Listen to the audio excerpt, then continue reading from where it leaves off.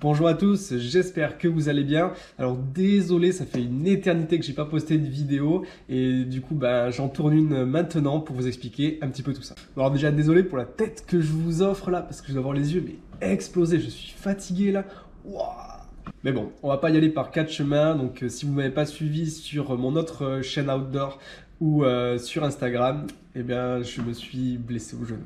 C'était début juillet, j'ai eu des grosses douleurs qui sont apparues à la suite d'un faux mouvement. C'était le vendredi 9 juillet et c'était impossible pour moi de marcher pendant tout le week-end et les premiers jours qui ont suivi. Alors première visite médicale, la cause est simple, blessure de fatigue. Et ça je pouvais m'en douter parce que en fait depuis environ un mois à ce moment-là, j'ai enchaîné des apéros, des restos, une hygiène de vie moins stricte on va dire. Et je continue à m'entraîner beaucoup et du coup je suis passé du mauvais côté du fil du funambule là si vous voyez un peu l'image et du coup je me suis blessé. Alors ça faisait quelques semaines que je m'entraînais, que je voyais que j'étais bien plus fatigué, que mes séances de fractionné etc elles passaient pas. J'avais du mal sur les sorties longues, enfin alors là il y a pas de hasard quoi. Du coup, début de semaine suivante, je passe radio et échographie du genou et le bilan tombe, tendinite du patellaire et risque de liaison méniscale interne. Je dis risque parce que c'est pas visible sur la radio ou sur l'écho et il faudra passer une IRM pour confirmer. Et du coup, arrêt total d'activité. Il faut savoir qu'à ce moment-là, ma priorité, c'est une randonnée dans les Alpes qui a lieu la semaine du 26 juillet et qui est donc 2 semaines environ après le jour de la blessure. Du coup, je pose la question au chirurgien que j'ai consulté et il me dit que si c'est qu'une tendinite, si je me repose bien et si la douleur disparaît, ce qui est possible au bout d'une semaine, 10 jours pour une tendinite, ce serait pas infaisable. Alors oui, ça fait beaucoup de si, mais c'est pas un nom catégorique qui me donne, donc pour moi je garde espoir.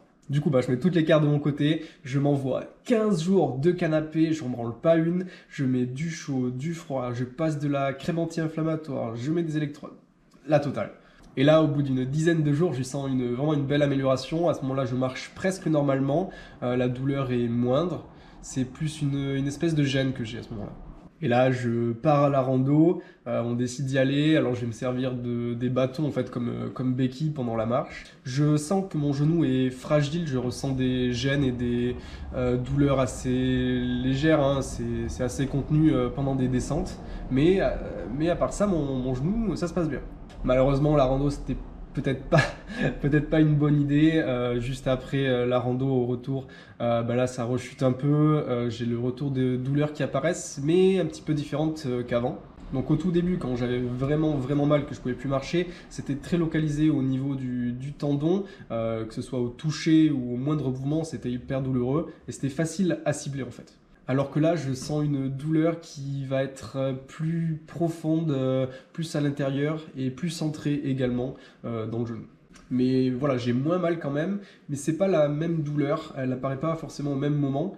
En fait, je la ressens plutôt dans des moments où je fais un effort avec la jambe pliée.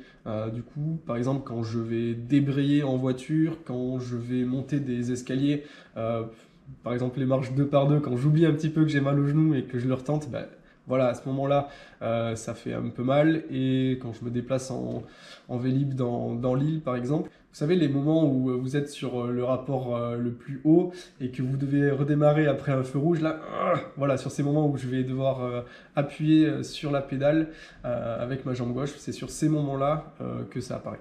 Et si ça apparaît, c'est que malheureusement, comme ça avait été supposé à la base, il ne devait pas y avoir qu'une tendinite. Du coup, environ 2 semaines plus tard, on est mi-août à ce moment-là, je pars passer l'IRM pour pouvoir savoir ce que c'est.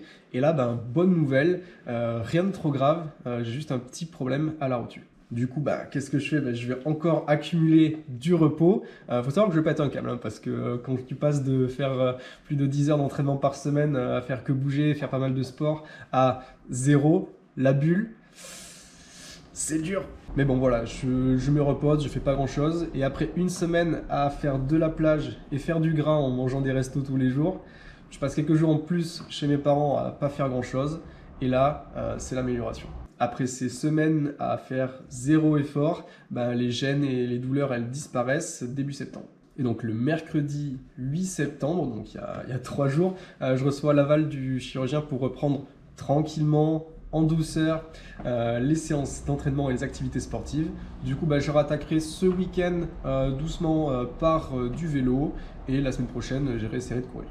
Malheureusement, vous vous en doutez, reprise en douceur ne rime pas avec 5 séances de course à pied par semaine, des fractionnés agressifs et des sorties de 2h30. Et en un mois, du coup, c'est impossible pour moi d'être prêt et d'être remis à mon humble niveau pour le marathon d'Amsterdam ou même le semi. Du coup, c'est la fin du projet, on a annulé la course, mais bon, c'est partie remise.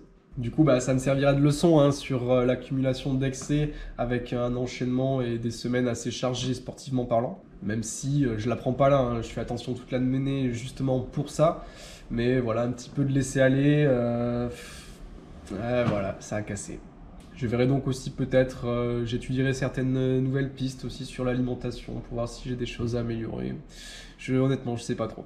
Du coup, d'ici la fin de l'année, on va faire un travail de remise en forme, essayer de retrouver le petit niveau que j'avais avant. Et voilà, ça va être dur, sachant que j'ai pas couru depuis 2 mois, un peu plus de 2 mois, et que j'ai pas fait de vélo depuis plus de 3 mois. Là, ça commence à dater. Donc voilà, pas d'objectif très précis. Je vais peut-être essayer de me caler un ou deux trails pendant l'hiver, mais bon, ce sera plus en mode détente pour m'amuser un peu. Voilà, j'espère que j'ai pas été trop long dans mes petites explications. Je vous invite à vous abonner à la chaîne pour la soutenir et pour m'encourager. Vous pouvez aussi me suivre sur Instagram où il y aura plus d'informations en direct. C'est beaucoup plus facile de tourner une petite story de 10 secondes que de faire une vidéo YouTube comme celle-là. Le petit pouce bleu si ça vous a plu, les commentaires si vous avez des questions, j'y répondrai comme d'habitude.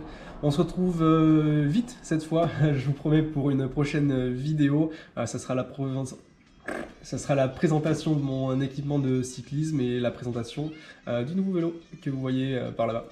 Voilà, à bientôt, ciao.